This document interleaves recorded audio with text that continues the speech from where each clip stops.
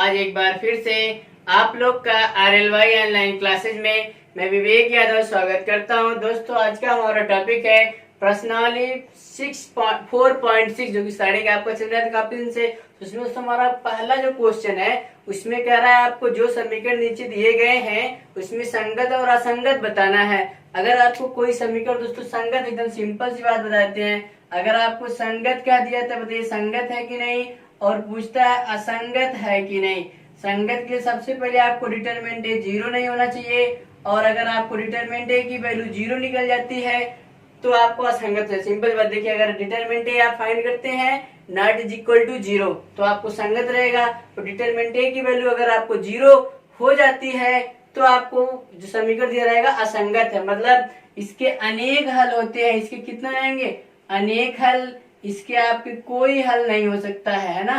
जब 0 हो जाएगा उसको मल्टीप्लाई करेंगे 0, या फिर और जब 0 हो जाता है तो एक चीज और आप चेक कर सकते हैं, A D J A adjoint A into B not is equal to 0 है ना, इज इक्वल टू 0 ये भी चेक करना होगा आपको। अगर हो जाता है तो सही है, नहीं है तो नहीं है। चलिए देखिए इतना आपको संगत असंगत, तो आपको चलिए आगे बढ़ाते हैं। देखिए ध्यान दीजिएगा क्या आपको दिया है और क्या फाइंड करके लाना, ठीक है। तो दोस्तों देखिए यहाँ पे पहले आपको जो समीकरण दिया गया है तो हम राइट करते हैं उक्त समीकरण को, उक्त का मतलब दिए गए, उक्त समीकरण को ax बराबर b के रूप में लिखने पर a का मतलब जो आपको x y के गुणांक दिया है उसका एक अवयव बनेगा, x का मतलब जो x y उससे एक अवयव बना दीजिए, फिर आपको बराबर उधर जो होगा बराबर उधर b आपको अवयव हो जाएगा। यहाँ से आपको a बराबर निकल के आ जाएगा यही गुणांक, यहाँ पे 1 है तो 1, यहाँ 2, यहाँ पे 2 और यहाँ पे 3, और x बराबर आपको वही निकल के आ जाएगा यहाँ पर x और यहाँ पर y, और जो b बराबर आपको निकल के आ जाएगा 2 और कितना आएगा 3, इस तरीके से, ठीक है। अब यहाँ से हम फाइंड कर लेते हैं, अब determinant a is equal to इसका इसमें मल्टीप्लाई कर देते हैं, हो जाएगा 3 - 4 इज इक्वल टू -1। अतः determinant a does not is equal to 0, मतलब इसका मान 0 नहीं है, चाहे माइनस में या प्लस में कोई वैल्यू आया है 0 नहीं है। इसलिए यह समीकरण संगत निकाय है। निकाय मतलब इसका कोई हल है, ठीक है। इतना आपको करना था। चलिए नेक्स्ट क्वेश्चन की तरफ हम आगे बढ़ते हैं। आप लोग स्क्रीनशॉट ले लीजिए, ठीक है। ओके, स्क्रीनशॉट हो गया होगा कंफर्म। चलिए देखिए आगे बढ़ते हैं दूसरे क्वेश्चन की तरफ। दोस्तों देखिए इसमें दूसरा क्वेश्चन क्या है आपको दिया गया है, जो दूसरा क्वेश्चन है इसमें ये भी यही निकालना संगत क्या संगत। तो दूसरे क्वेश्चन को राइट करते हैं, आप लोग ध्यान दीजिएगा थोड़ा से। यहाँ पे दिया 2x - y is equal to 5। फिर दूसरा इक्वेशन दिया गया है x + y is equal to कितना होगा 4। तो चलिए देखिए यहाँ पर इतना दिया गया था। अब यहाँ पर भी वही प्रोसेस हम राइट करेंगे।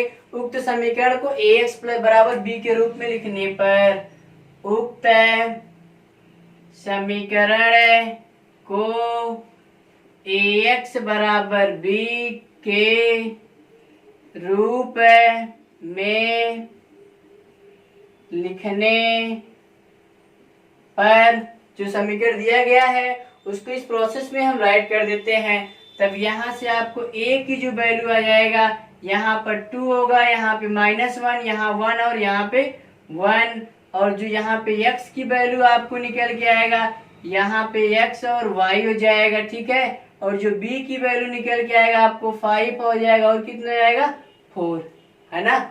इतना क्लियर, एकदम क्लियर आप होंगे ना। इसका आप देखिए यहाँ से हम डिटरमिनेंट a फाइंड कर लेते हैं। Determinant a is equal to आपको कितना निकल जाएगा, यहाँ से ध्यान दीजिएगा, इसका इसमें मल्टीप्लाई कर देंगे 2 माइनस इसका इसमें कर देंगे -1, तो जाएगा 2 + 1 इज इक्वल टू 3, है ना। तो अब यहाँ पे क्या राइट कर देंगे, आता है डिटरमिनेंट a मतलब साइड के determinant a does not is equal to 0, इसका मान आपको 0 नहीं दिया गया है। इसलिए यह समीकरण या दिया गया समीकरण, यह समीकरण संगत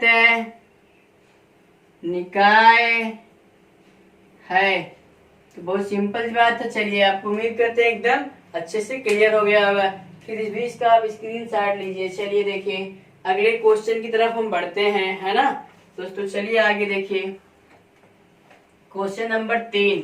आपको सब में यही चेक करके लेके आना, संगत है कि असंगत है। देखिए, तीसरा भी आपको दिया गया है, x + 3y = 5, x + 3y = 5।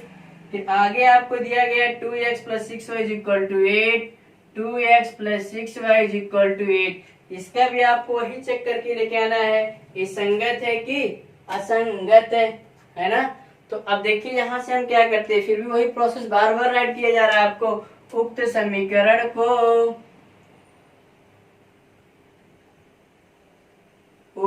समीकरण को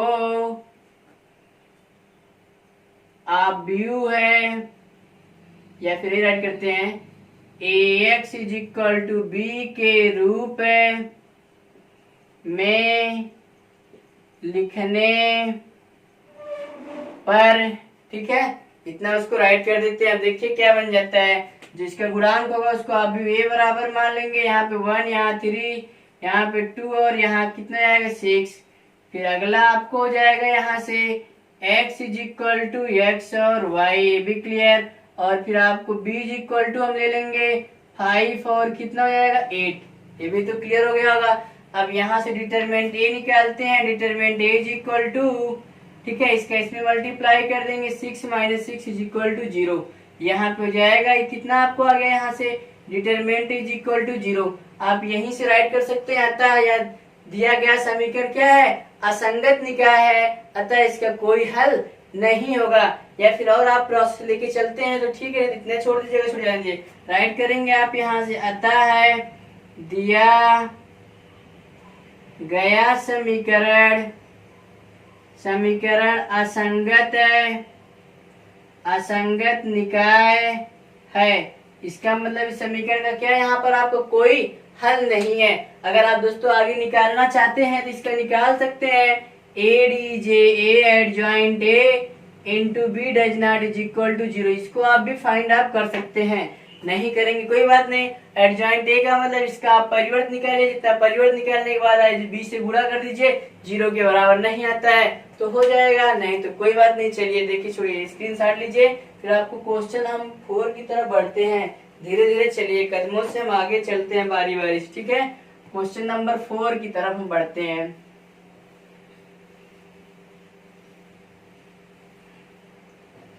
देखिए तो यहाँ पे जो आपको क्वेश्चन 4 क्या कह रहा है, ध्यान दीजिएगा थोड़ा से। प्रश्न जो आपको 4 दिया गया है, कह रहा है इसमें x + y + z = 1, x + y + z = 1। फिर आपको यहाँ पर दूसरा दिया है 2x + 3y + 2z, 2x + 3y + 2z = 2। फिर आगे आपको राइट किया गया है ax + ay प्लस 2az = 4। अब यहाँ भी पूछा है, जो आपको समीकरण दिया गया है संगत है कि असंगत, तो हम सिंपल सी बात एक बार राइट करते हैं। उक्त समीकरण को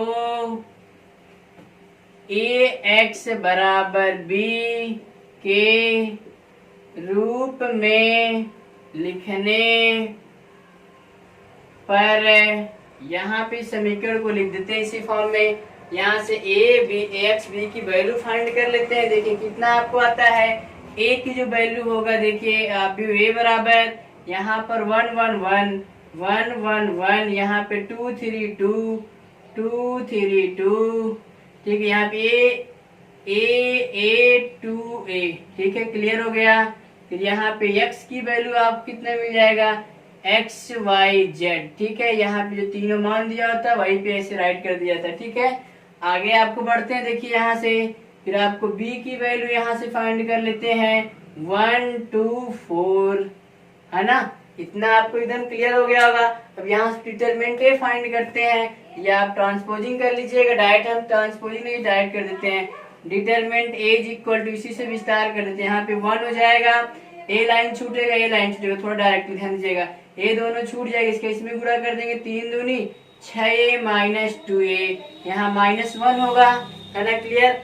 ए लाइन छूटेगा, ए लाइन छूटेगी, इसके इसमें गुणा हो जाएगा, इसके इसमें 2 दूनी 4a माइनस है यहाँ पर 2a, फिर +1 हो जाएगा, ये दोनों छूट जाएगा, इसके इसमें कर देंगे, इसके इसमें 2a minus 3a, 2a minus 3a, ठीक है, इतना क्लियर होगा।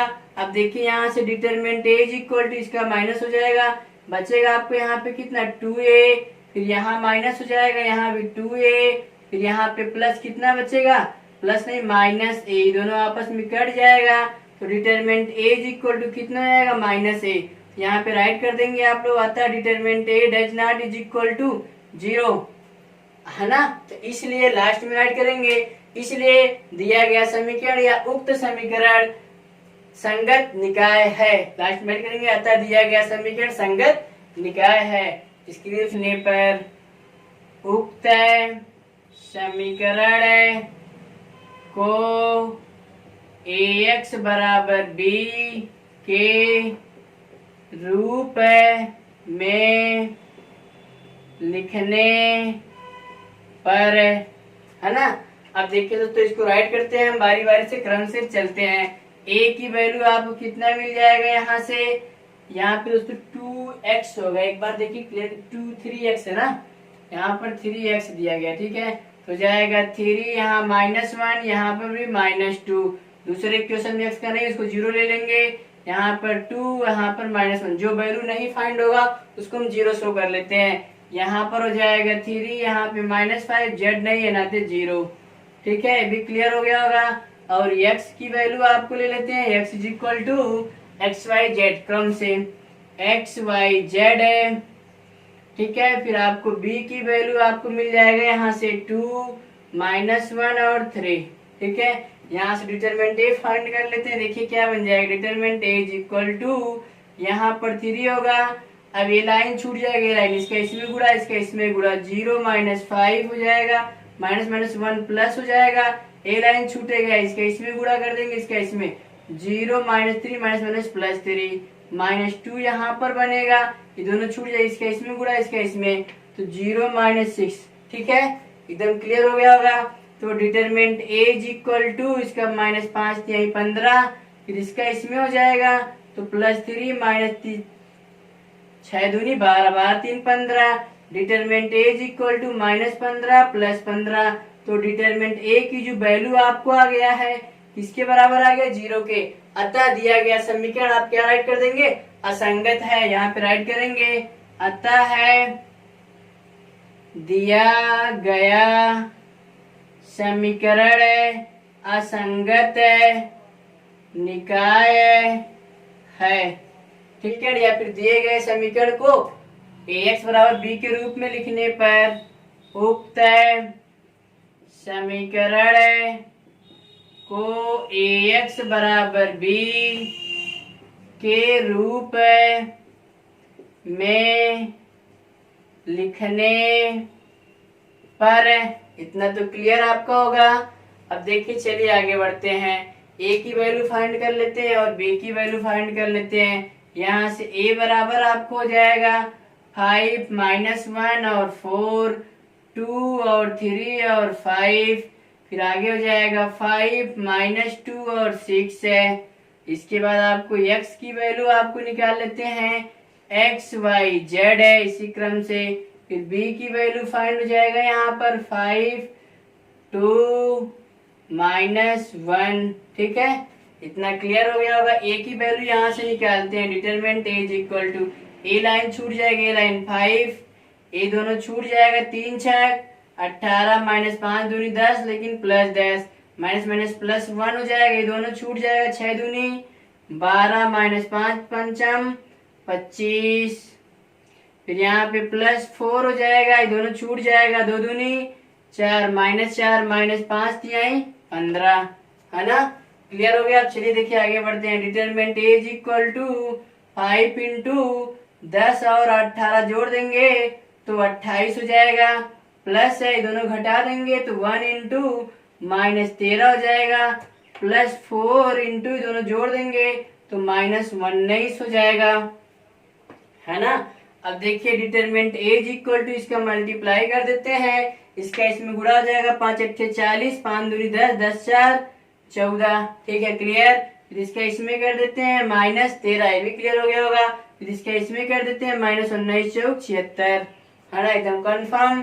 फिर determinant A is equal to जाएगा 140, माइनस दोनों जोड़ देते हैं, 6 3 9 7 1 8, दोनों घटा देंगे तो determinant A is equal to 10 में से 9 जाएगा, 1 आ जाएगा, फिर 13, 13 में से 8 जाएगा 5, फिर यहाँ पे कितना जाएगा 5, तो आप राइट कर देंगे दोस्तों यहाँ से। अतः determinant A does not is equal to 0, इसलिए यह समीकरण संगत निकाय है। चलिए आप लोग प्रूव कर चुके होंगे, तो आगे बढ़ते हैं। आपको क्वेश्चन नंबर जो अच्छा शुरू होने वाला है, क्वेश्चन नंबर 7 की तरफ, क्लियर। अब देखिए इसमें कर रहा है क्वेश्चन 7 से 14 तक समीकरण को आप भी से हल कीजिए। दोस्तों 7 से 14 के बीच में आपको कंपलसरी अगर एक क्वेश्चन देगा तो आपको 8 नंबर में या 5 नंबर में क्वेश्चन यहाँ से आने वाला ज्यादा उम्मीद है। अगर आपको 3 स्टेप में तो 8 नंबर का आएगा, अगर 2 समीकरण का है तो 5 नंबर में कंफर्म है। हर साल एक बार आपको एक क्वेश्चन पूछा जाता है यहाँ से, आपको 7 से 14 के बीच में पक्का एक सवाल आएगा। अगर आप लोग अच्छे से पढ़ लिए तो आपको कंफर्म 5 से 8 नंबर हो जाएगा दोस्तों।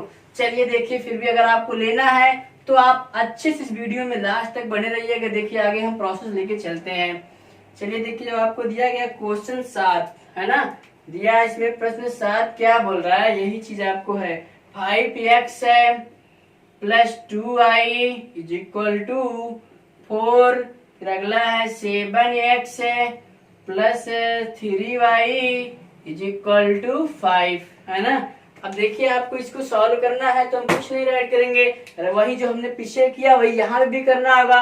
उक्त समीकरण को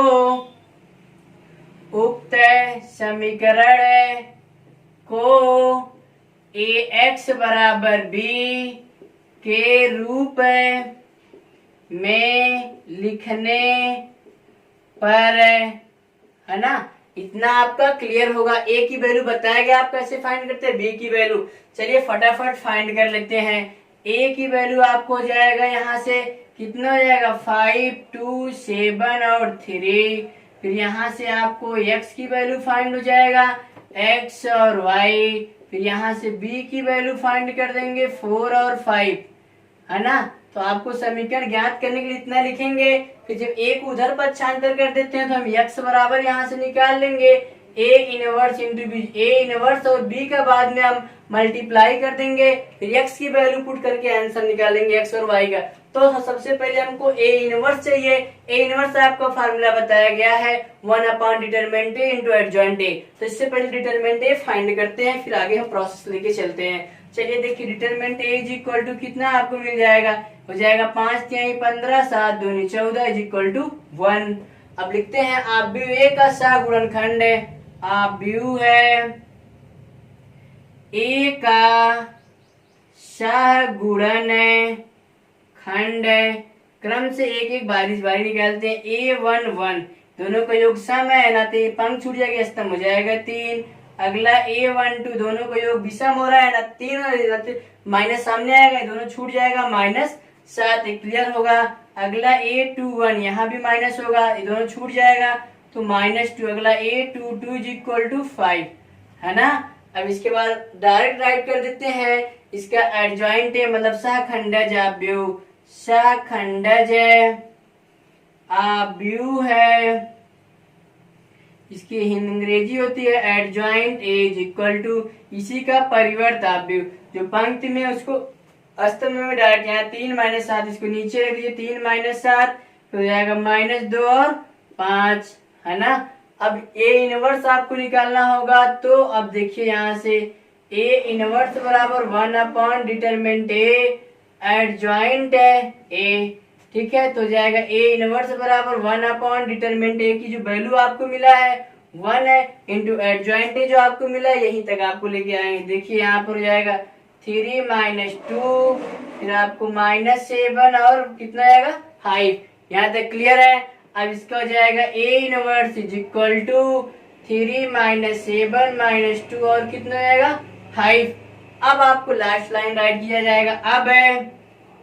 अब x बराबर a इनवर्स इंटू b है ना, दोनों का गुणा कर देंगे और x के स्थान पे आपको यही राइट कर देते हैं, x के स्थान पे x y हो जाएगा और यहाँ से a इनवर्स की वैल्यू आपको 3 माइनस 7 माइनस 2 और 5 और जो b की वैल्यू आपको यहाँ पे मिला है 4 और 5। ये भी क्लियर। इसका गुणा क्या होता है, पहली पंक्ति का पहला स्तंभ में फिर दूसरी का बगल में, है ना। तो चलो भैया x और y चलिए क्रम से आते हैं, तो गुणा करते हैं, पहली पंक्ति का पहला स्तंभ में गुणा करके जोड़ घटा देते हैं। इसका इसमें कर देंगे 4 तिहाई 12, यहाँ पर 12 माइनस 5 दूनी 10, फिर इसका इसमें कर देंगे तो जाएगा कितना 7 चौक 28 माइनस 28 फिर पंचम 25। ठीक है, इसको आप माइनस कर दीजिए, बाकी का आपको आंसर x और y क्रम से राइट करिएगा। यहाँ पर इसको हो जाएगा 2, दोनों घटा देंगे तो -3, दोनों की तुलना कर देंगे यहाँ से तो आपका x बराबर हो जाएगा 2 और y बराबर कितना जाएगा -3। This is right answer. आप लोग इसका स्क्रीनशॉट लीजिए, फिर हम आपको आगे की तरफ क्वेश्चन की तरफ बढ़ते हैं। स्क्रीनशॉट ले चुके होंगे। चलिए दोस्तों, इस क्वेश्चन को हम क्या राइट करते हैं, क्वेश्चन जो 8 दिया गया है वही प्रोसेस बार बार चलेगा। उक्त समीकरण, उक्त मतलब दिए गए, उक्त समीकरण को ax बराबर b के रूप में लिखने पर देखिए इसको हम राइट कर देते हैं, फिर उसके बाद आपको लेके चलते हैं। देखिए यहाँ से a की वैल्यू कितना मिल जाएगा आपको, a बराबर हो जाएगा 2 माइनस 1 और 3 और 4 और यहाँ से x की वैल्यू मिल जाएगा आपको x और y और यहाँ से b की वैल्यू मिल जाएगा -2 और 3। ठीक है, इतना क्लियर होगा। अब चलिए देखिए यहाँ पे आपको आगे हम लेके चलते हैं आसानी से। देखिए a डिटरमिनेंट a यहाँ से फाइंड करते हैं, फिर आगे लेके चलते हैं। Determinant a is equal to, इसका इसमें मल्टीप्लाई कर देंगे, 4 दूनी 8 हो जाएगा, माइनस तो हो जाएगा -3 है, फिर आपको जाएगा 8 प्लस 3 बराबर कितना 11। अब राइट करेंगे। आप व्यू ए का सहगुणनखंड ज्ञात करने पर, आप व्यू है ए का सहगुणनखंड गुणनखंड या सहखंड ज्ञात करने पर देखिए इसको निकाल लेते हैं। A11 यहाँ प्लस साइन होगा, ए पंक्ति स्तंभ छूट जाएगा 4 आ जाएगा, A12 योग विषम हो रहा है ना तो माइनस होगा, ए पंक्ति स्तंभ छूट जाएगा ना तो -3 होगा। अगला A21 यहाँ भी माइनस, स्तंभ पंक्ति हो जाएगा +1, अगला A22 इज इक्वल टू हो जाएगा 2। ठीक है, इतना क्लियर। इसलिए एडजॉइंट ए बराबर हो जाएगा, यही राइट कर, जो पंक्ति में उसका स्तंभ है 4 -3, यहाँ पे 1 और 2। ठीक है, क्लियर। इसलिए ए इनवर्स बराबर 1 upon determinant A into adjoint A. ठीक है, इतना क्लियर आपको होगा। तो यहाँ से फाइंड कर लेते हैं दोस्तों। A inverse is equal to 1 upon determinant A की वैल्यू 11, फिर एडजॉइंट ए की वैल्यू आपको हो जाएगा 4 -3 और 1 और 2। ठीक है, क्लियर हो गया होगा। देखिए यहाँ पे उसका मल्टीप्लाई अंदर हम कर देते हैं, तो ए इनवर्स बराबर आपको हो जाएगा 4/11 1/11 है ना, 1/11, फिर यहाँ पे जाएगा -3/11, फिर अंदर भेज देंगे तो 2/11। ठीक है, इतना होना चाहिए। अब हम क्या राइट करते हैं, उसी को पक्षांतर। अब x बराबर इसी को उधर ट्रांसपोज कर देंगे, उधर ए इनवर्स बन जाएगा। x बराबर A inverse into B, x की वैल्यू आपको पता है x और y होगा, ए इनवर्स की वैल्यू आपको ये हो जाएगा 4/11 -3/11 1/11 और 2/11, यही है। और यहाँ से आपको b की वैल्यू हो जाएगा -2 और कितना जाएगा 3, एकदम करेक्ट। चलिए आगे बढ़ते हैं। x और y की वैल्यू, चलिए देखिए यहाँ से आपको आगे इसका गुणा इसमें कर देते हैं, 2 चौक 8 हो जाएगा -8/11, फिर यहाँ पे इसका इसमें कर देंगे तो +1/11, फिर चलिए इसका इसमें कर देते हैं तो जाएगा 3 दूनी 6/11 प्लस 3 दूनी 6/11। इस तरीके से आपको इसका गुणा कर देंगे तो 9 कितना जाएगा, दोनों घट जाएगा दोस्तों आसानी से। फिर चलिए इसके बाद आगे हम प्रोसेस आपको लेके चलते हैं। एक बार देखिए, ध्यान दीजिएगा, कहीं मिस्टेक तो नहीं आपका थोड़ा सा हो रहा है, जरूर हो रहा होगा। यहाँ पे कितना हो जाएगा 3। अब चलिए तो x इंटू यहाँ पे एक्स वाई, फिर यहाँ पे कितना हो जाएगा -5/11, फिर आप कितना हो जाएगा 12/11। ये क्लियर हो जाएगा। अब x और y की वैल्यू आप फाइंड कर लीजिए, यहाँ से तुलना करके। x बराबर -5/11 और y बराबर हो जाएगा 12/11। This is a right answer. आप इसका स्क्रीनशॉट लीजिए। फिर क्वेश्चन नंबर हम 9 की तरफ बढ़ते हैं। चलिए ओके, आपको कोई परेशानी होगा कहीं तो आप कमेंट करके आगे बताइएगा। चलिए देखिए, वही राइट करते हैं। उक्त समीकरण को ax बराबर b के रूप में लिखने पर उक्त समीकरण को ax बराबर b के रूप में लिखने पर, है ना, तो इतना आपको क्लियर हो गया होगा। तो चलिए देखिए, अब हम क्या चलते हैं, आसानी से देखिए बढ़ते हैं। a की वैल्यू निकालते हैं और x की वैल्यू और b की वैल्यू। यहाँ से a बराबर हो जाएगा 4 - 3 और -5 और x की वैल्यू आपको निकलेगा x और y हो जाएगा, और b की वैल्यू आपको निकल के आ जाएगा 3 और 7, है ना। क्लियर। अब यहाँ से डिटरमिनेंट a फाइंड कर लेते हैं। तो इसका इसमें हो जाएगा -5 चौक 20 प्लस 3 त्रिका 9, दोनों घटा देंगे तो आपको हो जाएगा -11। ठीक है। और लिखते हैं अतः अव्यू ए का सगुणनखंड ज्ञात करने पर आगे आप राइट करेंगे a11 बराबर, यहाँ पॉजिटिव दोनों छूट जाएगा तो -5, फिर a12 बराबर माइनस तो जाएगा -3, है ना। थोड़ा आप लोग ध्यान दीजिएगा, यहाँ पे साइन के साथ हम ले रहे हैं। a22 विषम योग है ना, तो माइनस होगा, ये दोनों छूट जाएगा तो -+3 हो जाएगा। यहाँ पर a22 बराबर 4, है ना। तो एडजॉइंट ए मतलब शाखंड, इसलिए एडजॉइंट ए बराबर, इसका परिवर्त कर देते हैं, कितना आएगा -5 -3 और 3 और कितना आएगा 4। इसलिए आपको यहाँ से निकाल के लेके चलते हैं।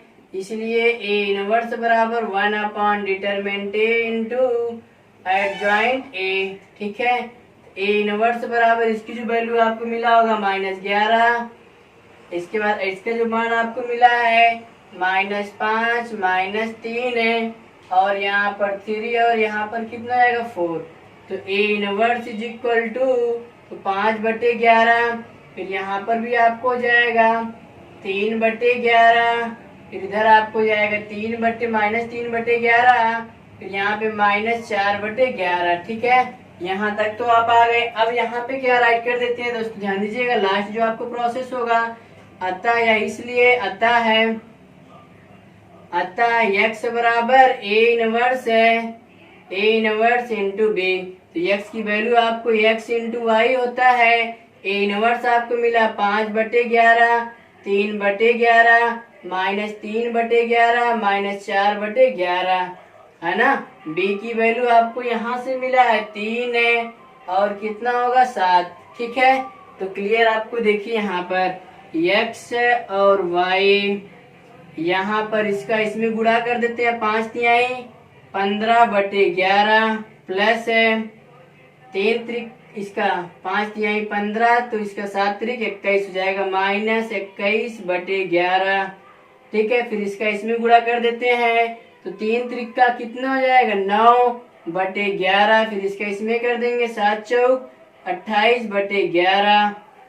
ठीक है। इतना भी क्लियर होना चाहिए आपको।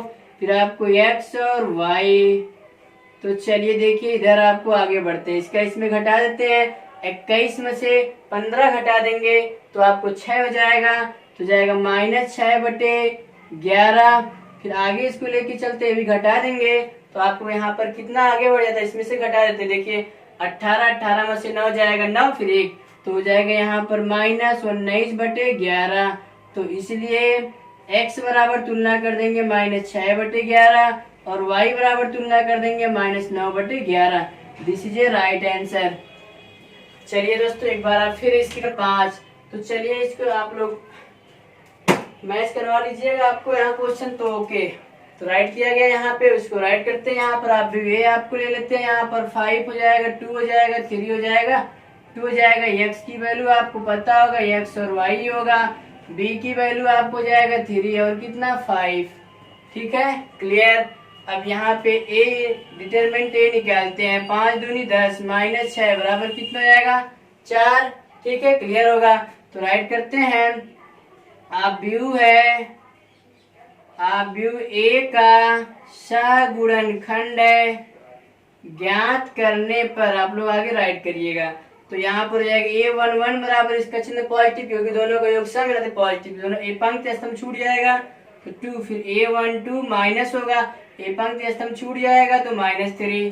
फिर अगला आपको जाएगा a21, ये भी माइनस होगा तो ये पंक्ति ये स्तंभ दोनों छूटेगा ना, यही दूसरी पंक्ति पहला स्तंभ छूट गया, यहाँ पर -2, फिर a22 इज इक्वल टू 5, इसलिए एडजॉइंट है, adjoint a is equal to, उसको चेंज कर दीजिएगा। यहाँ पर हो जाएगा 2, यहाँ पर -3, यहाँ पर 2, यहाँ पर 5। अब यहाँ पर दोस्तों हम a इनवर्स की तरफ आपको लेके चलते हैं। देखिए ध्यान दीजिएगा, a इनवर्स बराबर 1 determinant a into adjoint a।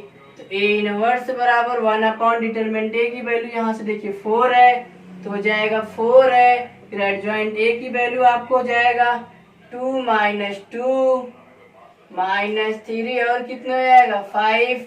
फिर a inverse is equal to, इसका मल्टीप्लाई अंदर कर देते हैं, जो आएगा आपको ये आंसर की तरफ। ओके, इसका इसमें आपको कितना मिल जाता है, देखिए आगे बढ़ते हैं। तो जाएगा यहाँ पे 1/2, फिर -1/2, फिर -3/4 है। फिर यहाँ पर कितना आपको जाएगा 5/4।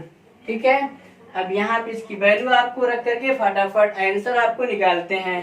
ठीक है दोस्तों, तो चलिए देखिए यहाँ से, इसलिए देखिए यहाँ पर क्या करते हैं, थोड़ा से आंसर तो सही होगा ना, एकदम सब करेक्ट। ओके, देखिए चलिए आता है, या अब राइट कर देते हैं। अब x बराबर a इनवर्स इंटू b, तो x की वैल्यू आपको x और y हो जाएगा। a इनवर्स की वैल्यू 1/2 -3/4 -1/2 और 5/4, तो आपको जाएगा x और y।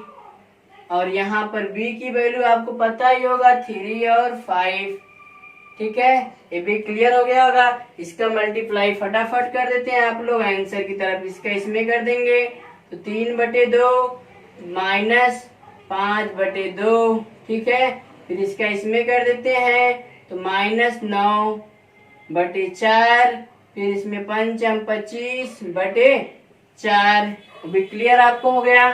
तो अब चलिए एक बार और x और y की तरफ लेके चलते हैं, तो जाएगा -2/2 है ना। फिर यहाँ के लेके चलते हैं, आपको है दोनों घट जाएगा 25।